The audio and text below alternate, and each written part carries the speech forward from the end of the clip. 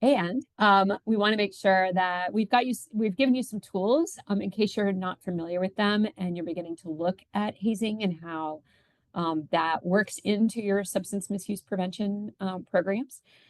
So Stop Hazing has created this hazing prevention framework that really looks at all the various pieces and components. Because as we know in prevention work, one presentation is not enough. One intervention is not enough. It really takes a community to make sustainable change.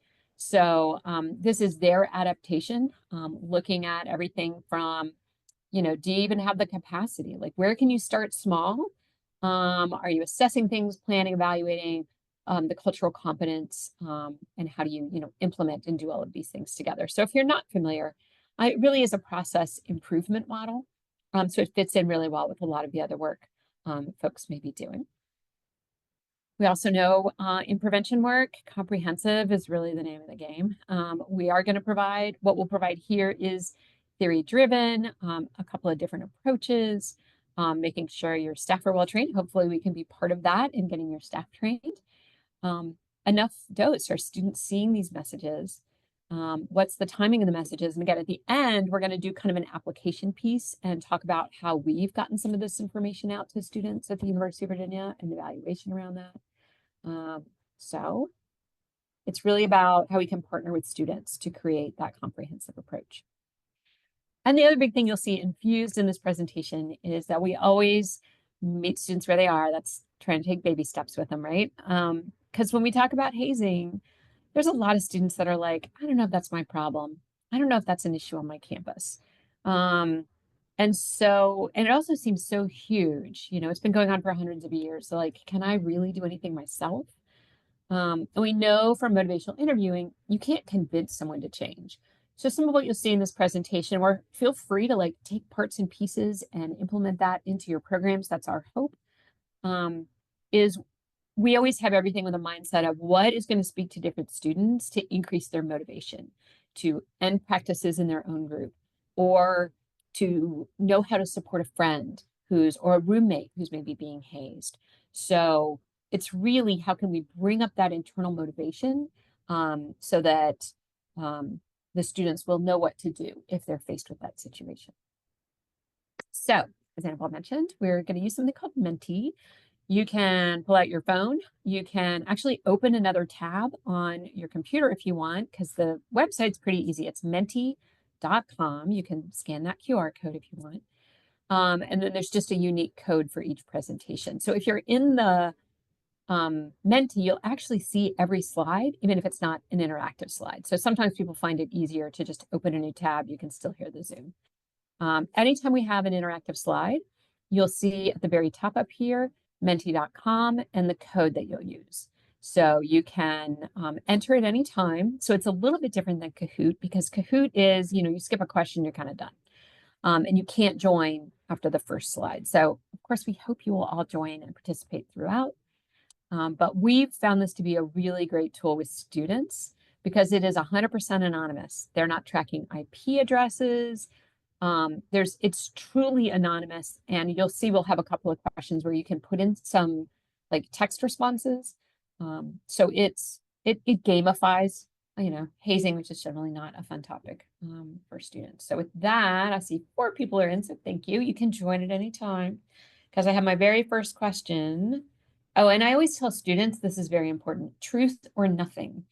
Otherwise, they're just like having fun and messing around with the program. So we always do if we're in person, everyone's going to tell the truth, right? Don't you want to see what everybody else is thinking? So it can be a really good way. We even use it as a pre and a post test. So our pre-test are the questions that get discussion throughout the program. And then at the end, there's just a 7-item post-test question. So I always think it's fun to see who's here. All right, yay, more people, 9 people are in. So it looks like, yep, what we figured the majority of folks here are sort of in the health, education, promotion, well-being. That's kind of where we sit at our university, but some other folks as well. So what we're going to do in this presentation, sort of from this point forward, is model this to some extent the way that we would talk with students. And our hope is that we give you some ideas of how to talk with students, even if it's how to train maybe your peer educators for talking about hazing, why we should be incorporating hazing into our alcohol and other drug education programs. Or if you have hazing education, how do you infuse the alcohol piece back in? So really, hazing can happen in any kind of organization. Typically, people think fraternities and sororities, but what we know from the research is athletic teams are as likely or more likely to haze as fraternities and sororities. It happens in student clubs. It happens in ROTC. I mean, marching bands, kind of you name it. Hazing can happen in any kind of organization that has a hierarchy. So if there's something that is required for you to get into the organization, more than just like you show up, you're in, it can occur. Now it's, frequency varies based on the type of organization. But a lot of students really feel like, well, hazing's just what I have to do to fit in and to belong. And we know one of the critical pieces within our colleges are helping our students get a sense of belonging. So being really direct about that. When we talk with student organizations, we want them to be really clear, like, this is probably the single most reason that your organization might end. You might lose recognition. If you're part of a national organization, then you might lose national recognition. So all the time and effort and perhaps money that you've put into this group, hazing is putting that at risk. And so we want them to understand that hazing undermines your group's values, the benefits of membership, and individuals' health and safety. So throwing a few stats out, if you're not familiar with Allen and Madden's, and this again is from Stop Hazing. The Hazing in View is a great report. You should, it's been out for a while, but there's a ton of data that you can mine here, as well as from Norm Pollard's study that looked at high schools. So what we really know is that almost half of our students walking into our doors have experienced hazing. So the stat among high school students is 48%. In Allen's study, when we asked college students, what were your experiences in high school, it was 47%. So it's pretty, very, very similar, almost, it's a dead heat.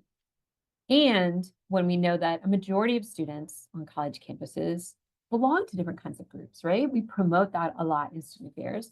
And a little over half of them experience something that we define as hazing. And we'll get into what those definitions are in a moment. And what's really kind of disturbing is that not even 1 in 10 of those students that were hazed identify it as being hazed. So when they had the laundry list of items, we say, yep, this meets the definition of hazing. And then they just had the question that said, have you been hazed in a student organization? Very few who met that criteria said yes. So there's definitely a disconnect. And that's one of the pieces we'll talk about in a moment. So just to get your thoughts, I know some of you may be very engaged in hazing prevention on your campus, some like not as much. So just in a word or two, a couple words, like how would you define hazing? And we ask this often of students, especially when we were first kind of really getting a comprehensive hazing program off the ground, because we just kind of want to see like, where are they? And it also can really help like validate. A lot of times they'll say things that are in your policy, and it also sets an expectation like, hey, you can share and you're not going to get shamed if you have the wrong answer.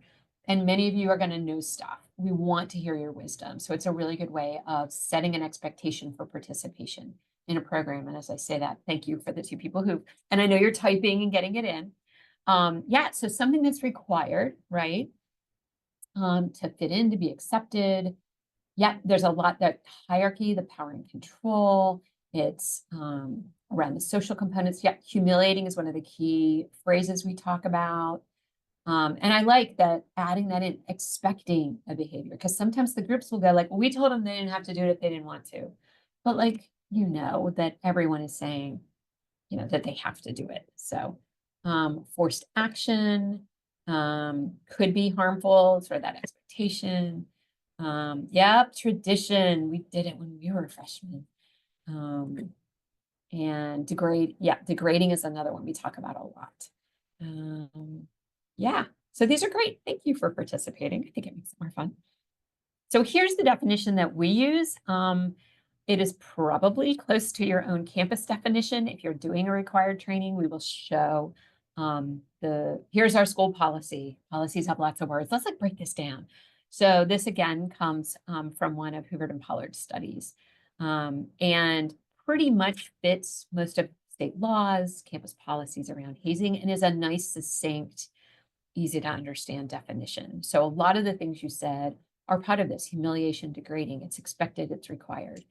The thing when we ask students, like, what jumps out about this statement to you, is almost always, regardless of the person's willingness to participate. They're like, I hadn't really thought about that, because a lot of times people will say, well, I was expecting to get hazed. I was thinking this would be great. So this, regardless of consent, is something that students really focus on. So we try to kind of build on that in our programs as well. We talked about Gordie Bailey, and we want to share Gordie's story just in 1 minute. And again, this is something that's available on our YouTube channel. So if this is something you're like, ooh, this would be kind of cool to incorporate into one of our presentations on campus, you can do that for free. So cross your fingers this all works. Gordie Bailey died in his 3rd week of college. He was 18 years old. Gordie was a friendly, well-liked, funny, athletic guy. He had a younger sister who adored him and was close to his parents and step-parents. In high school, he created a hug club with his friends because he thought any problem could be solved with a hug. He was always making everyone laugh, played guitar, acted in school plays, and made films for fun. His family fully expected him to be an actor or film director someday. In his 3rd week of college, Gordie received a bid to join a fraternity. He called his parents to share the news that he accepted the bid and would be going to his first event that night, and also that he had been chosen for the club lacrosse team. Gordie was excited about both groups and was feeling confident about fitting in at a school far from home. That evening, Gordie and 26 other fraternity pledges, dressed in coats and ties for bid night, were blindfolded and taken to the woods far from campus to meet with fraternity alumni. The pledges were given 4 handles of whiskey and 6 bottles of wine to drink around a bonfire. The pledges were told they needed to finish the alcohol before their ride back to the fraternity house left in 30 minutes. When the group returned to the fraternity house, Gordie was visibly drunk and was placed on a couch to sleep it off with a bucket in case he threw up. It was 11 p.m. Fraternity brothers and pledges wrote all over his body with permanent markers, a fraternity ritual meant to embarrass brothers who pass out. A fellow pledge, who had thrown up multiple times from drinking too much alcohol during the event, checked on Gordie around 4 a.m. before leaving the fraternity house to walk back to their dorm. He heard Gordie snoring loudly, assumed Gordie was okay, and left. When the brothers next checked on Gordie at 9 a.m., he was already gone. He was face down on the floor next to the couch. He wasn't breathing. His face was blue. His blood alcohol content, or BAC, was 5 times the legal limit. No one called for help until it was too late.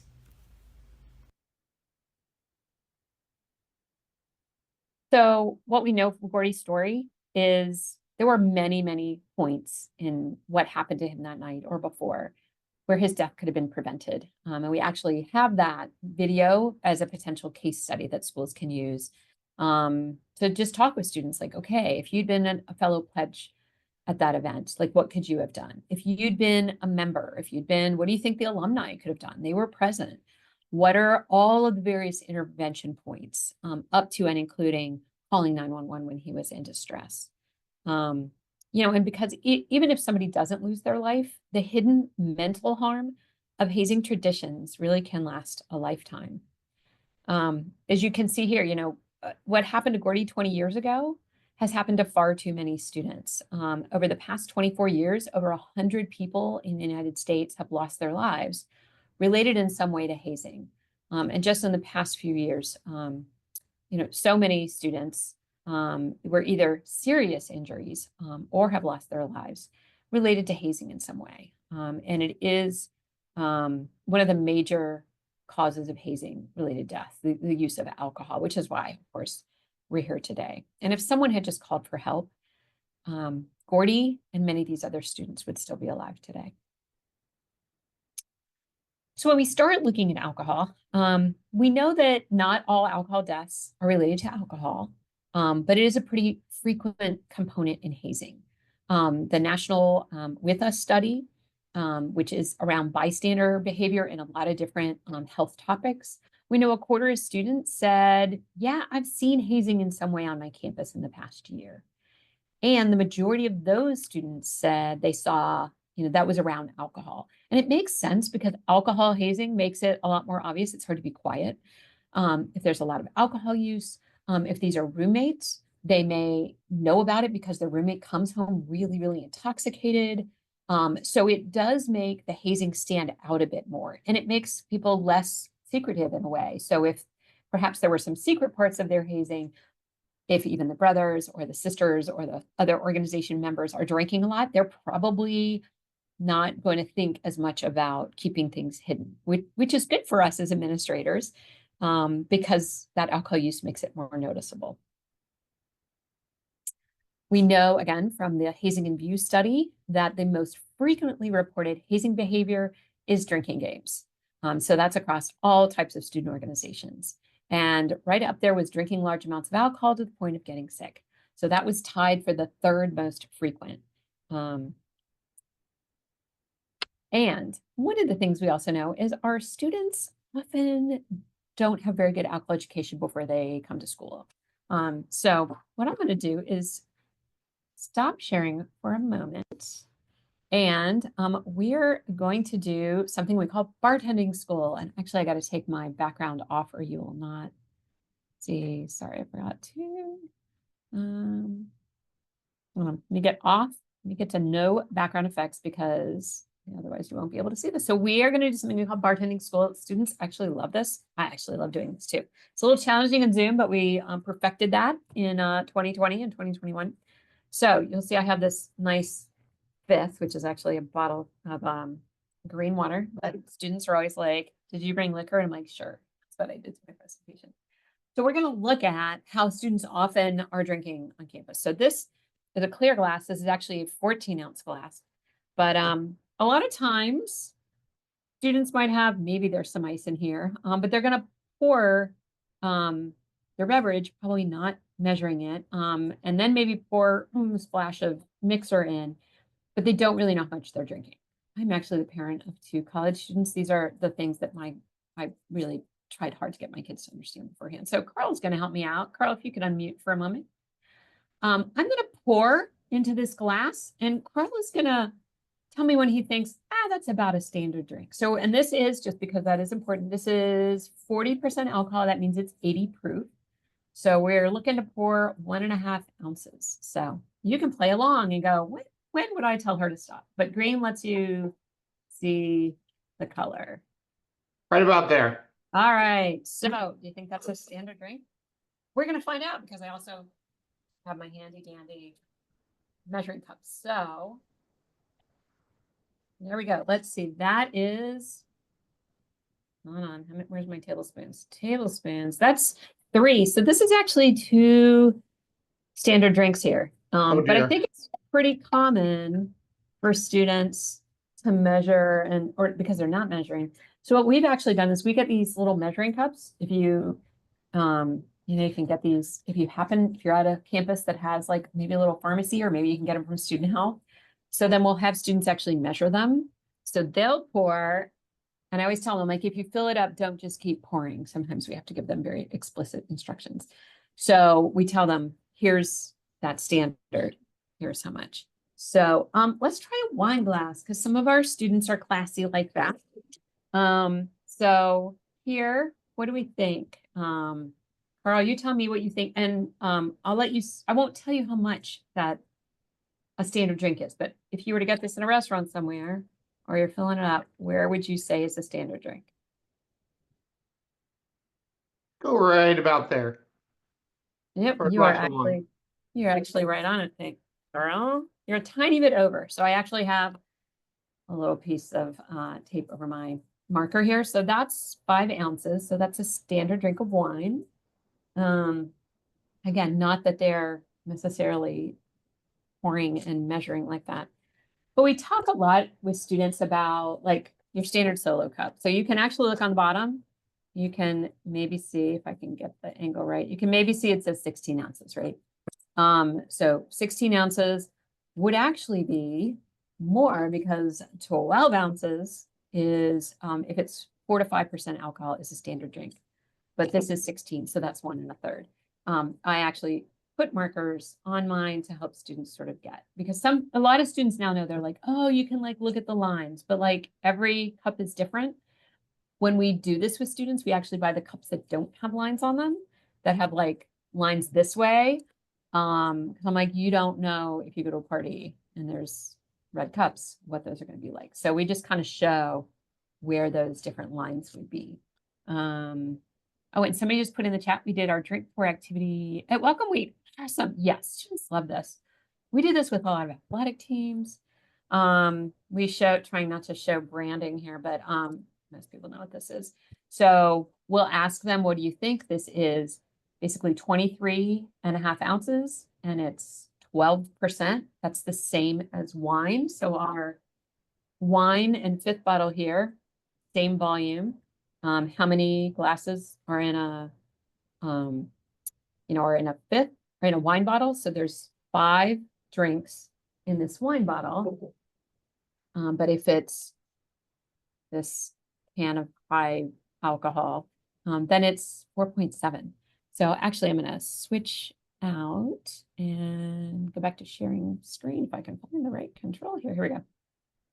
This is the hardest part of this presentation, is switching back to do bartenders. There we go.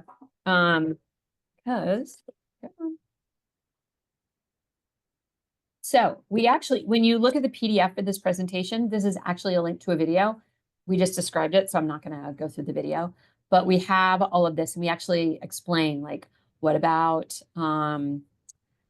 different kinds of alcohol. So what if you were having a pint? Well, that's 16 ounces. So that's, again, here's where 12 ounces is, but that's 1 1/3. What if you were having like craft beers? Those can be much higher alcohol. So that might only be like 10 ounces instead of 12 ounces.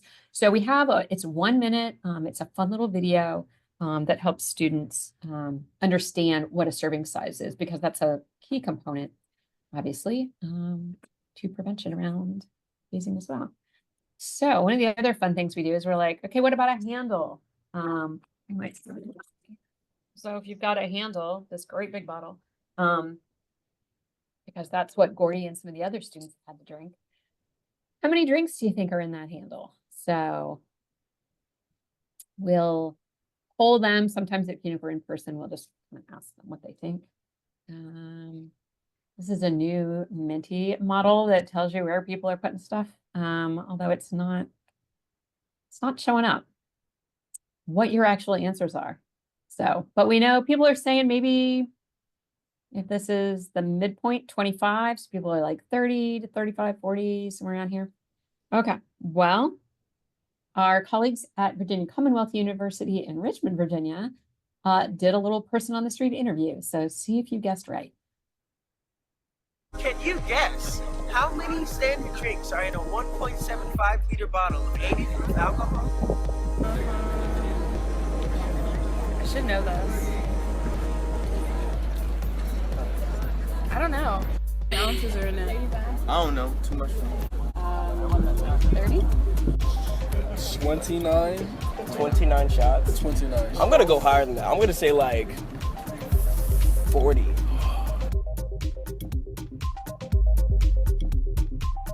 So there are 40. People usually guess a whole lot less than that. And with that, I am going to turn it over to Carl. All right. Thanks, Susie. So what really does make alcohol so dangerous when hazing's involved? And we're going to talk through that just a little bit, but hazing also involves forcing individuals to drink large quantities of alcohol quickly. And that really is what makes things so dangerous when we're talking through this. But what we really want to discuss now going forward is, why is alcohol so dangerous when we're combining it with hazing? And we can talk through that. The first area to be impacted so often when drinking is somebody's sense of judgment. So we're going to go to the next slide and we'll chat about that for just a moment. So that ability to decide if an activity is a good idea or not is really what gets affected here. So students who want to belong to groups can really feel increased pressure and coercion to do things that they normally wouldn't do. And that's the scariest part when we're talking about alcohol. So let's take a look real quick at this video. This is a video that a student did for us, and this student was hazed during their first year of college. And he kind of talks about what it did to him and how it truly affected him. Let's take a listen.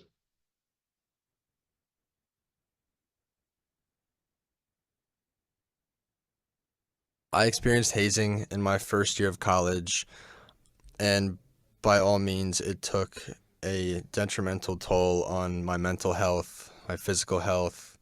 I changed emotionally, and it not only negatively affected me, but it also negatively impacted those I was close to, my parents, my friends, and extended family. I was just looking for another group of friends that I could hang out with all the time, that like the same things I like, but that did not end up happening. Most people think that the only signs of hazing can be showed on the outside, whether, someone has a black eye or someone has cuts on their face or they're bleeding or they're bruised. And people think that that's the only sign that hazing has gone on, but a lot of it is just kind of beneath the surface and really lies within the mental piece of who you are, and it just stays with you for a sustained period of time and can seriously change the way you are as a person and harm you on the inside, and no one may ever know that. I would oftentimes be sleepless 3 nights out of the week because I would just be thinking about what was going to happen to me the following night. I couldn't focus on work. My parents noticed a change in just how I would act around them in just everyday conversation. I became a little more quick-tempered, defensive about what was happening to me. So there was a definite change, and it wasn't fun, and I could feel it happening to me, and it's almost like I couldn't do anything to change it because I was still in the process. It's not just me who acknowledges that, it took a toll on my mental health. I've had multiple friends that said, this ruined my life for the better part of 5 weeks, 6 weeks.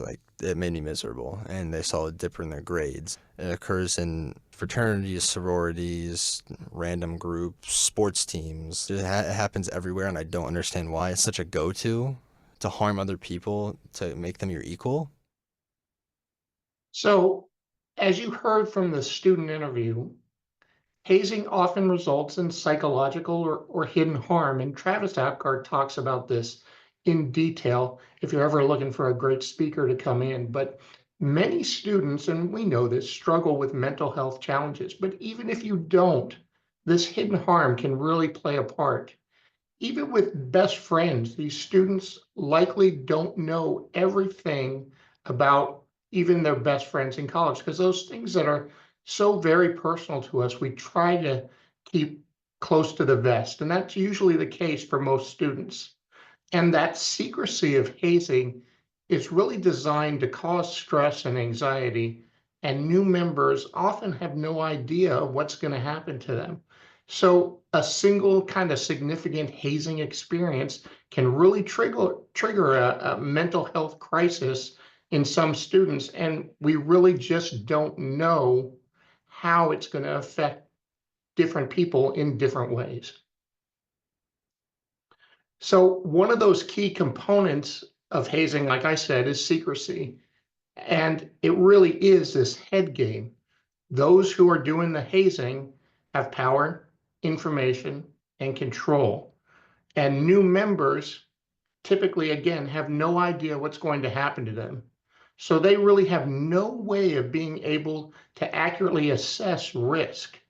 So now, with that in mind, consider what happens when you add alcohol to the equation. the risk, of course, goes way, way up. And that kind of is the crux of the thing. Alcohol increases that anxiety that many groups are trying to create.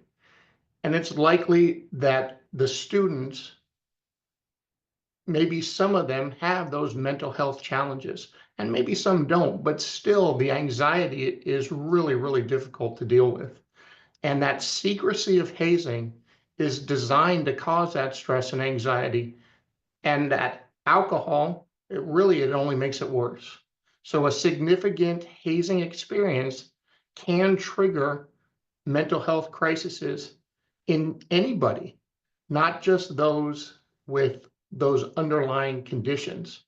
So none of us really can predict what another person's breaking point is. So that power differential inherent in hazing combined with alcohol use really elevates that risk that hazing victims will comply with increasingly unreasonable or dangerous requests. And even those people conducting the hazing may even choose to use alcohol or other substances to kind of numb themselves out, because truly they probably know, based on their personal experiences beforehand, how this made them feel, but they're just not strong enough at a point to break the tradition. So even if they disagree with what's going on, they may still continue to do it. This is kind of something that is sometimes hard for students to understand, but a person cannot consent to any activity, including hazing, when they're intoxicated. And so many students will say, when the organization's caught, that, oh, it's okay, I told them it was okay, and I was intoxicated. And what we try to really impart to students is that it doesn't matter. When hazers tell incoming members that they don't have to do anything that they don't want to do, the hazers assume that they're protected legally, as if it's some kind of a binding contract. But it's more like asking somebody to sign a blank page with no details about the contract, because the people doing the hazing aren't going to tell you exactly what's going to happen. And a new member who agrees to participate in hazing, especially if they've been drinking, needs to know that they can still report the hazing. And that misconception that victims can consent to hazing also kind of needs to be explained in great detail. So let's kind of move into a discussion about what we can do. So in a national study on student bystander intervention, the vast majority of college students believe that students should intervene in hazing and alcohol situations. But many of them are unsure of what to do.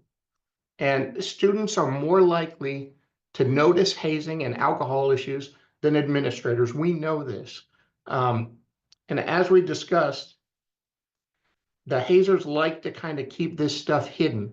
So we're going to take a look real quick at a video, and I want to tell you just a little bit about this video. It's a video that we have at the Gordie Center, and we have an entire library of educational videos that are all free for you all to use. If you would like, you can go to our toolkit on our website. But one of the reasons that people may not intervene in hazing situations is because they're not sure if it's really a problem. So we created a short video here that you're going to see to help those students identify some possible signs of what hazing looks like. And if they see those signs, maybe they'll be more apt to intervene, either with a roommate or a friend, or just stuff that they may have seen on campus. Let's take a look.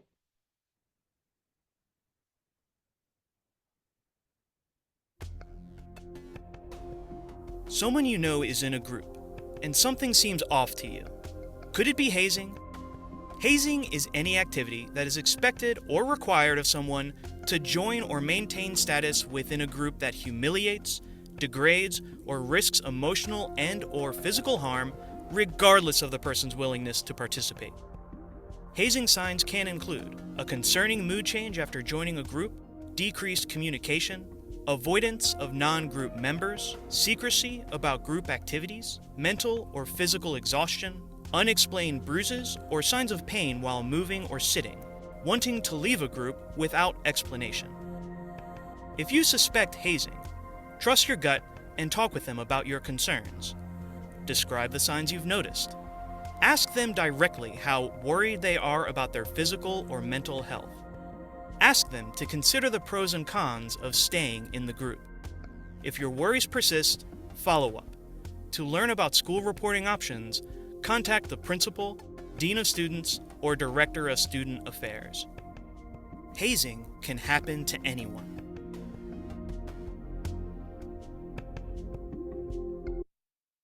So now we're going to do a quick Mentimeter exercise, and we often do Mentimeter to really get that audience interaction, but you can also do that if you don't have Mentimeter. You can certainly do that by asking the students to turn to a neighbor and have a discussion. But in this particular case, what makes it difficult to intervene in alcohol situations? And we get a lot of these types of responses. Fear of law enforcement involvement, absolutely. Assuming someone else will be responsible. Fear because they're also intoxicated. Not remembering every detail, absolutely. Fear of being kicked out of the group, the organization, or maybe even school. And we'll talk about that a little bit. Don't want to seem like a buzzkill, absolutely. Lack of knowledge, level of authority in the group, absolutely. Good job, guys. These are very similar to the responses that we get on Menti as well. And that kind of leads us into our next thought, which is medical amnesty. And so often another reason why bystanders hesitate to call for help is that they're afraid of getting in trouble. In fact, that's usually the number one response, that fear of getting in trouble or not wanting the person who's extremely intoxicated to get in trouble because they might be underage. And that often, like I said, leads us into this talk about medical amnesty. And 49 states and the District of Columbia have medical amnesty laws. And many campuses also have policies that can protect students from arrest, prosecution, and disciplinary actions if they call for help and it's related to alcohol or other drug overdose. So we oftentimes in our presentations outline the medical amnesty policy for whatever state we're doing the presentation for. And we try to also let them know how that amnesty policy works with their university policy so that the students will lose some of that fear, because ultimately, what do we want them to do? We want them to make that call. We don't want to lose somebody like a Gordie Bailey. And we certainly don't want to do that because somebody was afraid that they or the person in distress might get in trouble.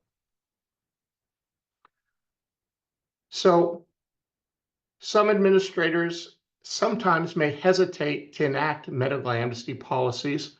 And there's some wonderful resources out there if you want more information about medical amnesty. But we know the benefits that come from medical amnesty policies. And certainly there are much more benefits than any perceived problems that would come by any drinking problems that some people might think would happen because of medical amnesty. So we have another quick video, and the Gordie Center, along with students at UVA, developed the acronym PUBS, which is a great way to figure out, hey, what are some of the, what are some of the signals or signs, excuse me, of an alcohol-related overdose? So let's take a look.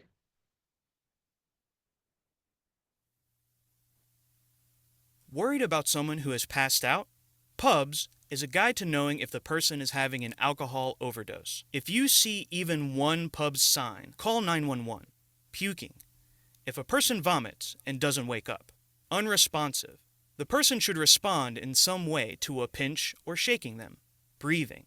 Is the person still breathing? Is their breathing slow, shallow, irregular, or making a rattling sound? Skin. Is their skin blue, cold, or clammy? If a person has darker skin, check for pale lips or nail beds.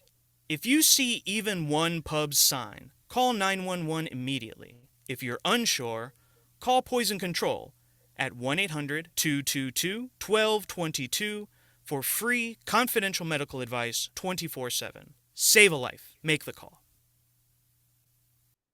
So even if someone doesn't have a pub symptom when you first check on them, know that the blood alcohol concentration, their BAC, can continue to rise even after someone passes out. And it's really important to continue to monitor the person for those pubs signs at least every 10 minutes until their condition kind of improves. The other thing that we like to really tell students is never to put a backpack on someone, as they could roll over on their stomach and suffocate in the vomit or whatever the situation is. But it's really a terrible idea, and we discourage that in all our presentations. But if at some point somebody is unsure about a medical condition, we also tell folks that they can call the National Poison Center at 1-800-222-1222, and they can be connected to their local center. And we actually tell students to put that number in their phones. So many students are concerned about calling 911. They might be part of a marginalized population. So we tell them, get that poison control number in your phone. And if you're scared about calling, you can at least call that poison control, and you can have experts tell you, hey, what you're describing to the experts, they're telling you need to get this person some help. And sometimes that helps students where they're not calling 911, but they are getting a professional on the phone. And sometimes that's easier for students to do. We're going to take a look now at this thing called situational tolerance and what that really looks like. And the Gordie Center worked with Dr. Jason Kilmore, and I'm sure some of you know Jason. And that's supposed to be Jason there. That's his likeness right there. If you know Jason, he's a great guy to work with and has a tremendous expertise in this field. But this is interesting, especially for students who might be a little bit out of their element or going to a different school to visit a friend. So let's take a look.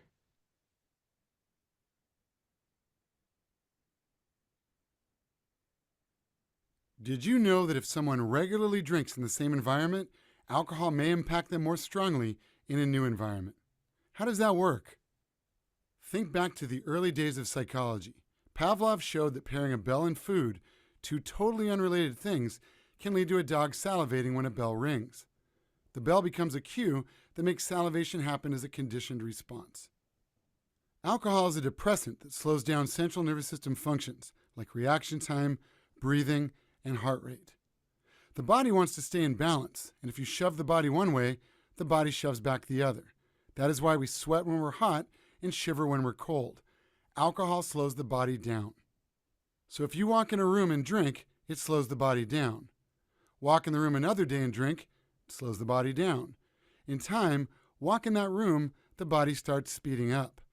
The cues from the environment lead the body to anticipate that a drug is on the way that's going to slow it down. So it tries to account for it by speeding up. Imagine this is the desired feeling that someone is drinking toward. They drink in the same environment on day 1, day 2, day 3, day whatever. At some point, when they approach the location, all the functions usually slowed by alcohol result in the body speeding up in anticipation that they will be drinking. Why does this matter? Here's the amount they're used to drinking. They drink that same amount. Do they feel it in the same way? No. So what do? They keep drinking. Do they show or feel it now? Yes. They're holding their liquor. But a breathalyzer will show they have a higher BAC because it took more alcohol to get them to that feeling. Over time, a great deal of tolerance can develop. So what if they go to a completely new environment where all the familiar cues are gone and drink the same amount as they've been drinking? The cues that tell the body that alcohol is on the way are missing in a new environment. They drink the same amount of alcohol as usual, but their body isn't conditioned to expect a depressant in this environment. The same amount they've had before can have a stronger effect due to the new environment. A smaller amount of alcohol will feel like a lot. An accidental and potentially deadly overdose is more likely. This can impact students on spring break trips, studying abroad, going to a bar for the first time, at Halloween with all the decorations and costumes, and even as a new student on campus or when visiting friends at a different school. For people without tolerance, this information can help them look out for their friends who do have tolerance. If they're drinking in a new environment, they can have a sudden loss of tolerance. Having the same number of drinks they typically consume can result in significant impairment. For someone who has high tolerance and is drinking around a new set of cues, pacing their drinking and having fewer drinks can help prevent overdose. A person could aim to reduce the typical number of drinks by half or more, since that lesser amount could still affect a person just as much, if not more. If you see a person with even one pub sign, call 911 immediately. Save a life, make the call. So we created that video in part because when we were teaching, a 3-credit class for our peer educators, we went over and over and a lot, and they kind of got it, but we weren't sure about the fidelity when they were explaining this phenomenon to their peers. And we're like, we're just going to create a video with Dr. Kilmer, and then we know we've got it right. And then our peer educators can really have the discussion with students, like, what does that mean? And we really believe that situational tolerance is part of what led to Gordie's death. Clearly, he had a very high BAC. But his family admitted, he was a drinker. He was not a novice, but he was a big guy and figured, I know how much I can typically handle, not thinking I'm in this completely new environment. And so he and other students, we believe that did contribute to their death. And so it is an important part of hazing prevention, both for students to know, but also for the student leaders who are putting their new members or their potential new members in these very dangerous situations. So it really boils down to how, everybody on a campus has a critical role in keeping everyone else safe. How do we create a community of care? And now that, you and hope, as you're presenting these to your students, they know more about hazing and how to identify alcohol overdose. We hope students will be more likely to be active bystanders because their actions could in fact save a life. In a national study of student athletes looking around bystander intervention, among the student athletes who said, yes, I have noticed a problem and I've intervened. And then we said, well, what are the reasons? Had a laundry list. But the number one reason students say, yeah, I help, is they know it's just the right thing to do. They have that inner compass. Most of us know this is the right thing to do, and we rationalize maybe why I don't do it. But we really want to create programs where students follow that inner compass. We're helping them do the right thing that they know they should be doing anyway. If they're noticing things among their friends, if they're noticing things in their student organizations, helping empower them with tools to make the right choice and to make safer environments. When we share with students, we always say, hey, there's a pledge to check, because there's a lot of health educators on this call. We know knowledge is not enough. But if we look at stages of change, right, you can take this public affirmation, this pledge to check.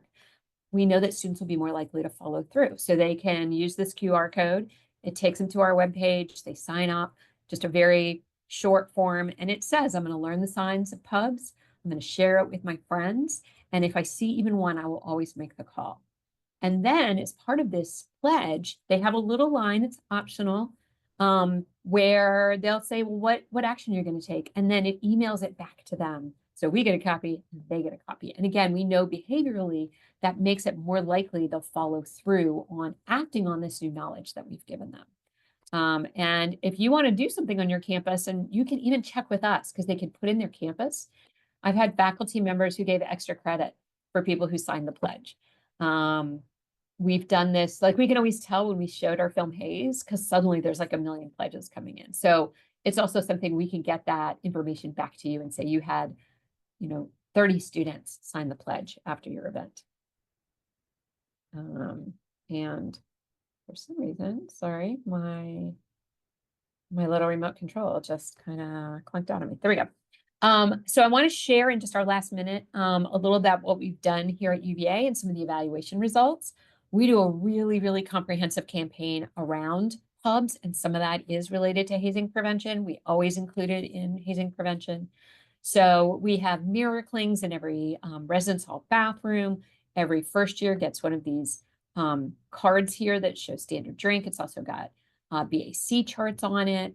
And then they also get a magnet, one per room, so they can put it on their fridge. I sent one with my kid. Actually, I put it on the fridge when I moved him in.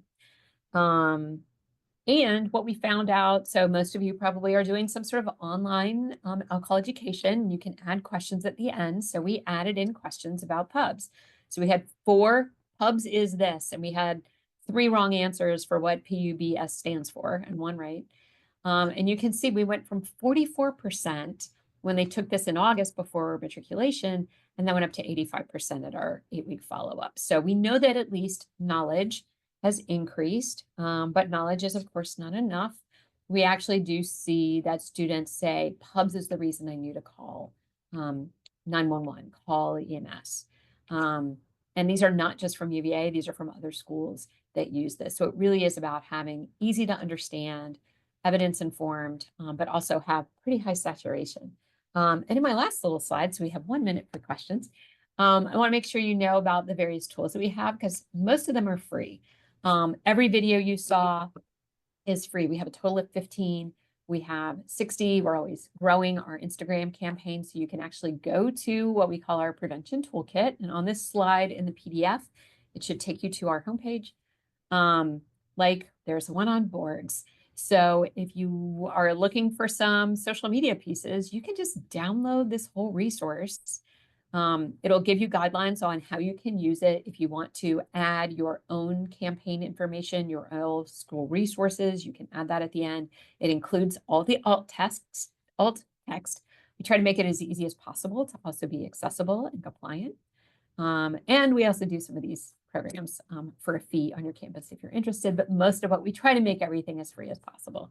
So you can check us out on our Instagram. And with that, we'll see if there's any Q&A. I've been trying to check the chat a little bit. I saw one other school that said they also do fantasy bartending. Like that. That's kind of fun. That's a great name. So I'm going to take this off share. And I know we are actually at 12:01, but I think we started a minute late.